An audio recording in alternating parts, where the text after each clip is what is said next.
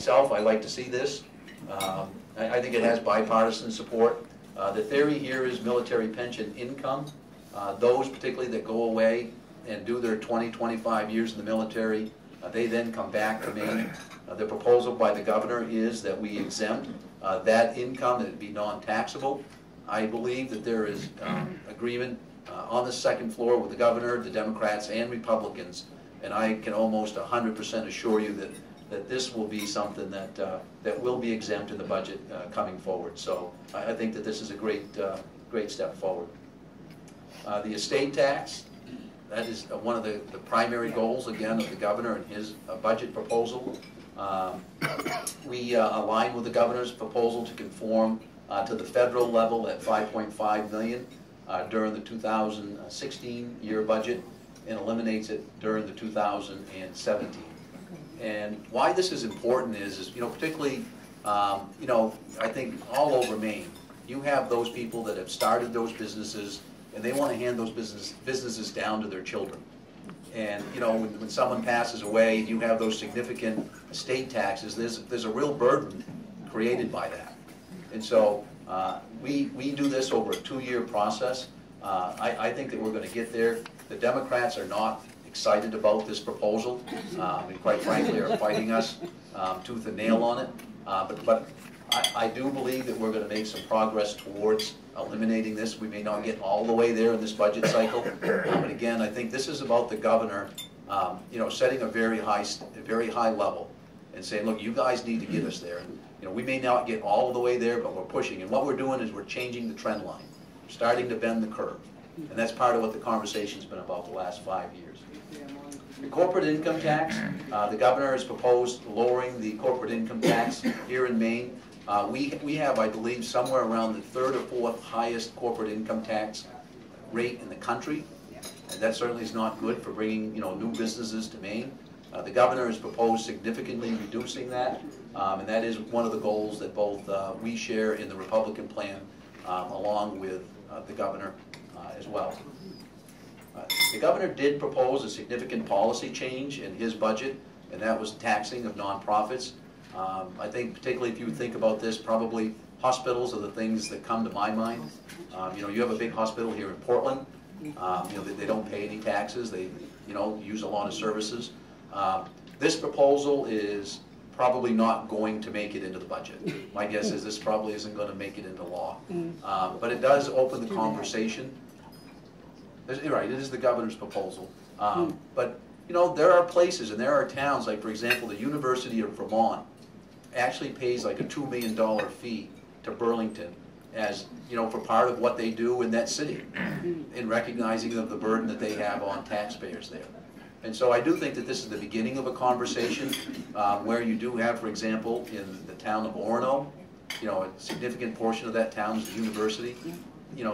Should they be paying some portion of a fee to the community for the services that they are asking for there? I think it's a reasonable conversation. I don't think it's going to be part of this budget. The sales tax. Sort of trying to overly simplify where I think we're at and where we disagree, I think, with the governor. The governor's plan is to raise the sales tax from 5.5% to 6.5%. Now, probably most of you probably don't realize that under the current law right now, in the last budget, we went from 5% to 5.5%. Under the current law, that was supposed to go back to 5% July 1. Okay? So reality is that's not going to happen. I mean, I think I can tell you today most assuredly, you're not going to see a reduction in the sales tax from 5.5% back to the 5%. I think I can say that pretty solidly. But again, where we do depart from the governor is at the 6.5%, we're at the 5%. And so again, to overly simplify this, we as legislative Republicans are really looking at a budget that pretty much doesn't expand the sales tax base. You saw those lists of items at the very beginning of the slide of all the services, lawyers, accountants, architects, people that sew, people that sharpen chainsaws, people that plow driveways. Under the Republican plan, we would not expand the sales tax to those people. Now, we take it very seriously that, that we're departing from the governor on that proposal. And we see this as a, you know, a partnership process with the governor. But also, I mean, there is a co-equal branch of government, and we have to have the conversation about, you know, where is this all going to fall at the end of the day. Most people, I suppose, in this room probably know, in order to pass a budget through the legislature, we need to get 2/3 in the House, and we need to get 2/3 in the Senate. Now, you know, as the legislative leader, you have to count votes all the time. In the Senate, if I was the Senate Republicans, they have 20 Republicans. They would need 4 Democrats to pass a budget in the Senate. In the House, there's 77 Republicans, and so in my math, generally speaking, they'll lose some Democrats. They need roughly 30 to 40 House Republicans to pass a budget. So there's going to have to be some pretty significant compromises in this budget to get a 2/3 in the House and 2/3 in the Senate, both of Republicans and Democrats. Yep. And so, meals and lodging, last thing is I think we're moving to an end here. We'll take some questions. Currently, Maine is at 8% in terms of the meals tax and the lodging tax. Governor proposes reducing the meals tax down to 6.5%. Under the Republican plan, you know, because we believe that we are exporting much of that meals and lodging tax, we actually raise it from the current 8% to 9% to try to have as many people from away pay that tax. And we want to put that money towards income tax reduction. And so that's one of the ways that we do try to fund the income tax reduction plan as part of our legislative plan. Ellie. Well, I think it's also important to understand that you know, when you're doing your budget at home, you're looking at the bills that you have to pay and the money that you're bringing in.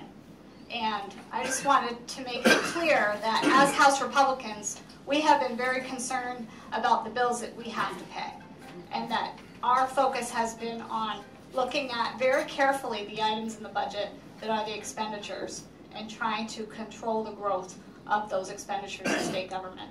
So that has been a focus for a lot of this process going forward into the budget.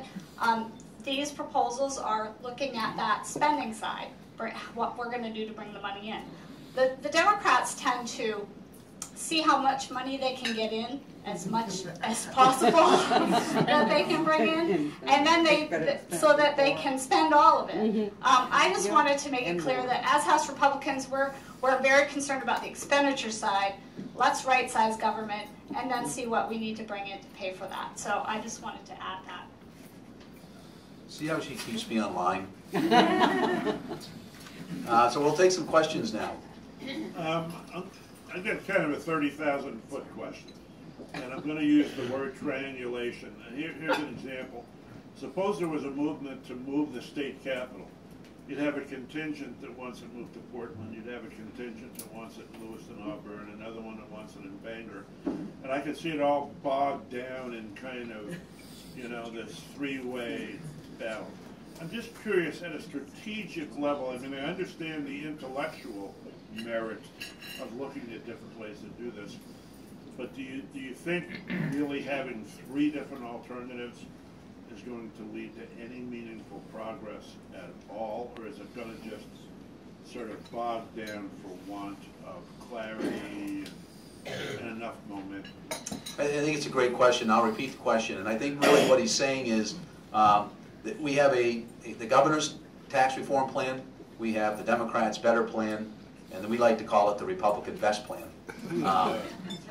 And so there are 3 plans, and they are somewhat different in their makeup and their character. And I think,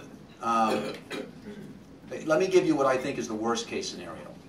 I think the worst case scenario would be, because we have 3 competing plans, that we would simply punt and just keep current law in place and do nothing. I think that would be really a missed opportunity. And I think what the governor has done is really start the conversation about, you know, looking at the sales tax. Many other states throughout the country are doing this, looking at the sales tax as a consumption tax and trying to lower that income tax. I think the governor started the conversation. I think it's a serious conversation. And I think that this is where, as a party, you have to be willing to take the heat for saying we are going to stand firm on our goals towards income tax reduction. I'm less concerned about expanding the sales tax. I'm less concerned about raising the sales tax. But I do think that the governor's priority is income tax reduction. I think it ought to be the Republicans. And I think it would be a really a shame to have a budget that would simply have, you know, no sales tax expansion, no raising of it, and no income tax reduction. I think that'd be a failure on the part of the legislature. Do you think you're ever going to add exempting all pensions from Yes. taxation? I think that we're... IRAs, etc.? Yes. The question is, do you think we're ever going to exempt all pension income IRAs? I think the governor's proposal is far broader than just eliminating taxation on military pensions.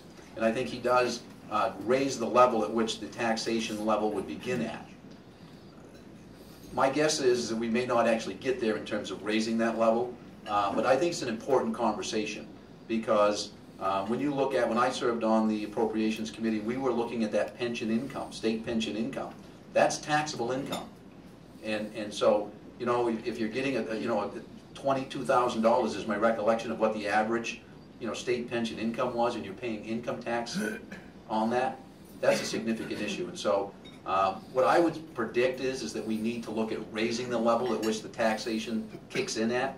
We probably won't truly eliminate it, but I think it's important in terms of recognizing retirees and what they need to do and what money they need to live on here in Maine. And so I think it's a great point. I'll take it back to the Appropriations Committee. Well, I think it's very important because trying to get people to come back from Florida. Yes. And my other, I agree with you about the sales tax because it's a way to get that hidden income, that what they call that hustle income. The guy with the big fat $100 wad of money that comes to buy something here at your home. If they're spending that, they're not reporting.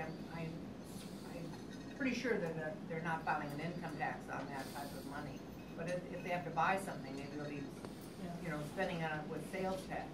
So just to add in relation to that issue of people from Florida and trying to get, those folks back to Maine, or at least especially their money back to Maine. We have to understand that the path that the governor has laid out for us is to eliminate the income tax. So if we are going down that path, everyone is going to benefit. And I think the concern is when we start having pockets that do and then pockets that don't. We hope to continue down that path so that everyone has the benefit of no income tax. Does your plan include lifting the caps on all itemized deductions? I believe that it does, yes. Yep. I want to go way back there because I see a hand way back there.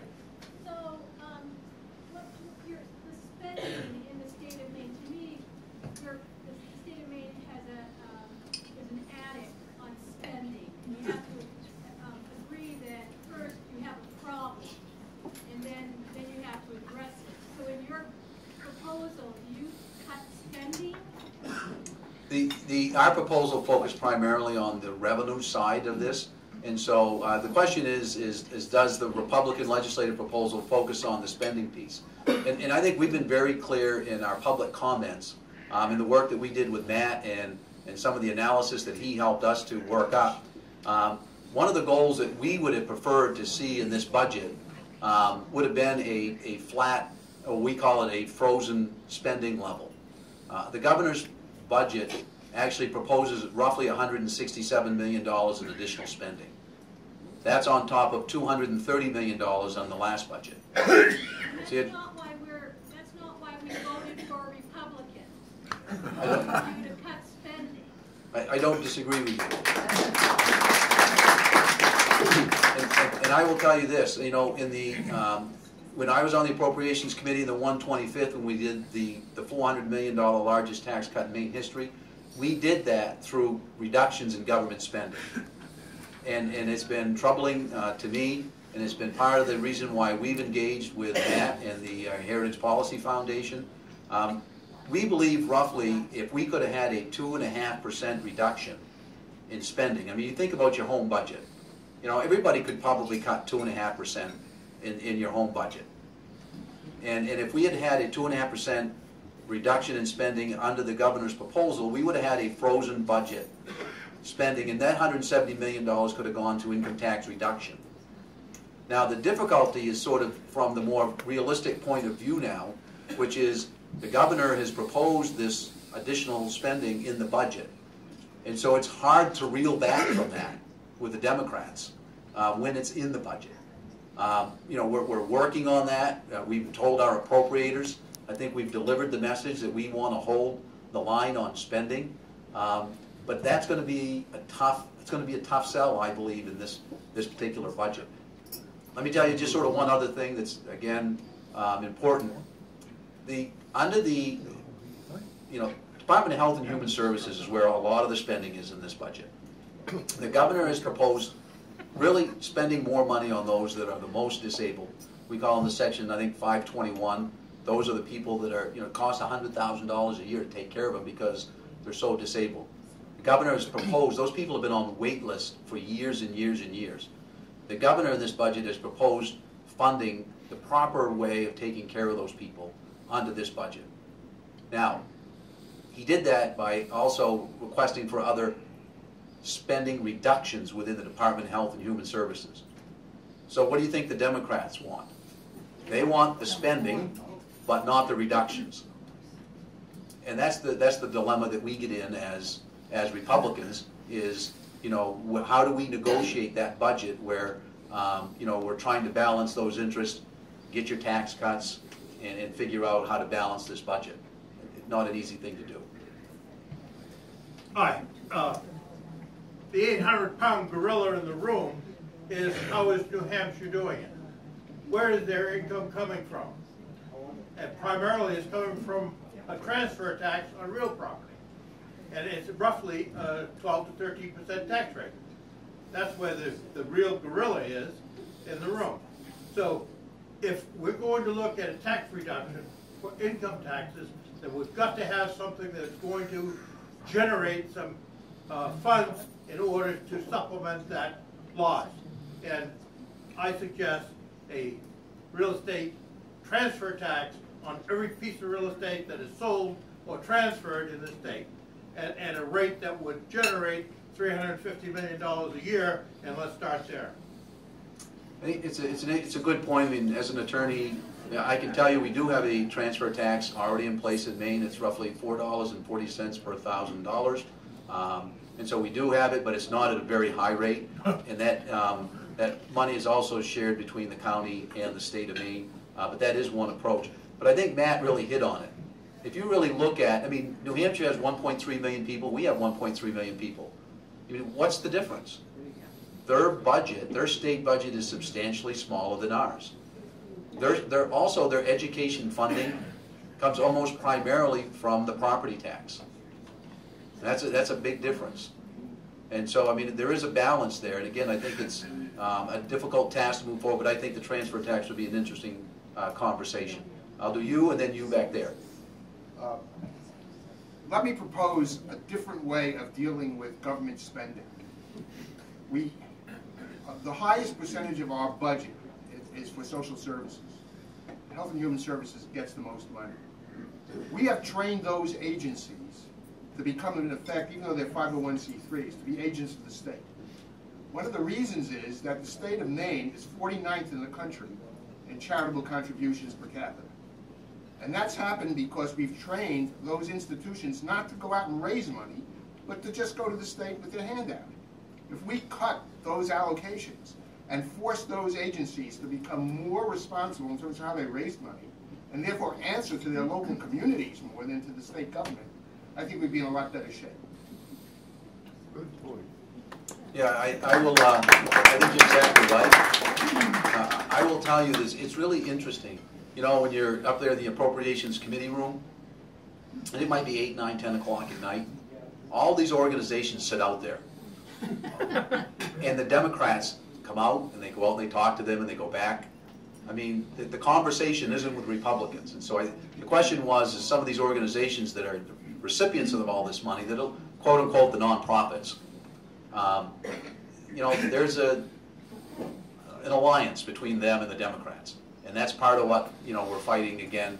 This is a decades-old problem. This isn't a new problem, and it's a tough problem to resolve. I will tell you, and many of you may recall, when we were simply trying to stop the expansion of Medicaid in the state of Maine, you know, we were told we hate the poor, we were vilifying the poor. You know, I grew up poor. You know, I don't think we were trying to vilify anyone. You know, it was just a question of, it's a financial question as well as a, you know, a social question. And, you know, I think fortunately we made the right decision, and that's why right now we're not having a conversation about where are we going to gut other parts of the budget, because the DHS budget is growing. That's because we held our ground in this last session and stopped Medicaid expansion, and that was a big deal. Holly Wilcox, I ran for House in Cape Elizabeth, and I have publicly apologized to the governor for losing, and I'll do that to you today. I wish I could be supporting you. I wish you could too. What I just wanted to say, I'm a social worker by training. I think we have a cultural problem. I wonder if we could look at it that way. I think that's what the problem is. We don't have, I said to a friend of mine who's lived here all her life, who was my roommate when we were in graduate school, I said, well, how can New Hampshire do it? And she said, they aren't as good to the poor there. That's a culture. But we are in lots of ways, but we don't market it that well. I will say this, I say to the governor, again, I say to people that normally people don't talk back to, but I did tell the governor, I loved it when he told us, in terms of taxing nonprofits, he was not going to tax the churches or synagogues. He said, I'm quoting him, so, you know, this is paraphrase, I don't want to mess with the big guy. I said, that is a great line. Now, what I'd like to say to you, how about this with marketing? If Burlington, Vermont gives $2 million to the University of Vermont, gives $2 million to the Burlington town for some of their services as a kind of tax, let's talk about that. Everybody thinks Vermont is only interested in giving out and not bringing in money. Well, look at that. So talk about it. That's it. Well, I just wanted to bring up one point that you made about social services in our state. I heard this analogy one time, and I think it's a really excellent analogy for how we have grown our social services over the decades of Democrat control in the state. It's like having a parking lot, and pretend you have a parking lot and it's full of handicap spots, and you keep expanding the parking lot. So what you're in essence doing is you're causing those handicap spots that you really need to have close to the building. They're getting further and further away. So the more we expand, the less we can actually do to help those folks that are in need, and they just get further and further away from the building. And I think Governor LePage is really focused on getting those spots closer to the building and realizing that we can't keep expanding the parking lot because we're not really helping those that need the help. And so I really applaud his efforts at trying to control those programs so that we can truly help those that are in need, and really shrink the parking lot to really help those folks be closer to the building. That's the kind of the best analogy I can think of for how kind of out of control we've gotten. And we also have to remember that the state owed a lot of money to the hospitals because of bills that we weren't able to pay. We've gotten all of that under control. We're paying it in real time now. They've done a lot of work. Mary Mayhew and the governor have really done a lot of work to actually make those real-time payments and not have a crisis situation in that department every few months, really. Let's do 2 more questions, Ken. See how great she is? 2 more questions here, and Eric, we'll call it a day. I have 2 things. I think that New Hampshire pays their legislators $100. I don't know what you guys get, but it's quite a bit more than that, plus the pension and everything else. The other thing is the pensions in the private sector have disappeared. When are you gonna tackle that problem up there? Of the state pension system? Yes. Put them on Social Security like the rest of them. Yeah, no, I think the reality is, when I served on the Appropriations Committee, the conversation is still existing today. Just so people know, if you work in the state of Maine and you pay into the state pension system, you then get done, you go to work for, 20 years here in Portland, paying into Social Security, you get an offset. You can't actually collect both pensions. And so there's actually a disincentive from being in state government and then trying to transfer over into the private sector, because you're going to lose the benefits of paying into one system and getting a higher return on that. And I will note, I want to respond to the question here that you asked about legislative pay.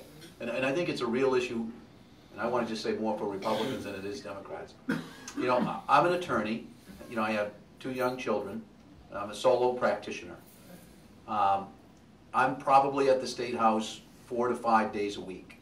So you can figure out how much law I'm actually practicing. I get paid roughly $14,000 for 6.5 months worth of work. That ain't very much money, if you excuse my English. And it is tough when you're out asking people, hardworking Maine people, to say, look, we would like to have you give up part of your life to go serve in the Maine legislature. And by the way, we can pay you $14,000. It isn't very much money, and I would rather see fewer legislators and pay them more to get a higher quality legislature. Last question, Eric. I want to give the governor and some of the legislators, past and present, a little bit of a victory lap. Andre Cushing, Lois Snowmellow, John Courtney, Ellie, Ken, when they took over, when they were in office starting 2011, the state had just finished spending, federal government, state government, $7.725 billion. 2014, it wasn't $7.725 billion, it was $7.706. So it had actually gone backwards.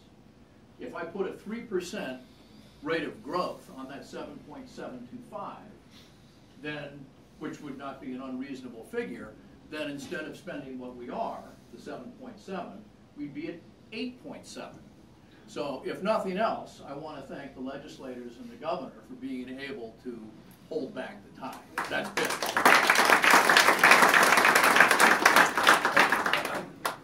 And oh, by the way, that was with the federal government pulling back what it was contributing by about $450 million bucks a year. That's correct. So do all of that while getting 6% less money to work with, I think is a pretty remarkable feat. And paying $750 million to Maine hospitals and their debt that we owe them. So here's the concern I have, and you just kind of alluded to this. The general sales tax rate went from 5 to 5.5, and the thinking was it would be going back to 5. Now you're thinking, okay, if we put up meals and lodging from where it is now to 9%, but we cut the income taxes, who's to say, with a Democratic governor